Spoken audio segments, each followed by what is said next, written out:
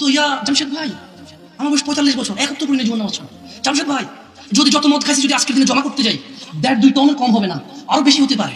জামশেদ ভাই, যত গাঁজা আমি খাইছি ওই টাকা যদি আমি এক জায়গায় জমা করতাম 3 তলা 5 তলা মসজিদ বিল্ডিং হতে পারতো। জামশেদ ভাই কি করবো? খালাস ইয়াকফি নাস, মানুষ যথেষ্ট। তোমাদের রবের দিকে আসো, কত দারুণ রব, আল্লাহর উদার আহ্বানের দিকে আসো। তিনি বলছেন ইল্লা মান তাব, অপরাধীর অপরাধ যতই হোক না কেন, সে যদি তওবা করে, ওয়া আমানা, ঈমান আনে, ওয়া আমিলা আমালান সালিহা, এবং সৎ কর্ম সম্পাদন করে, ফাউলাইক ফাউলাইক ফাউলাইক ইউবাদদিলুল্লাহ সাইয়্যাতিহিম হাসানাত ওয়া কানা আল্লাহু গফুরুর রাহিম। আল্লাহ বলেন গুনাহ যত খুশি হোক, এই এখন সিদ্ধান্ত নাও, ফিরে আসো, ঈমান আনো, ভালো কাজ করো। তো আগের গুনার কি হবে? আল্লাহ আমি আর কখনোই গুনাহ করবো না, ফিরলাম তোমার পথে। সব গুনাহ তো মাফ হবে, এগুলো সবগুলো নেকিতে পরিবর্তন হয়ে যাবে।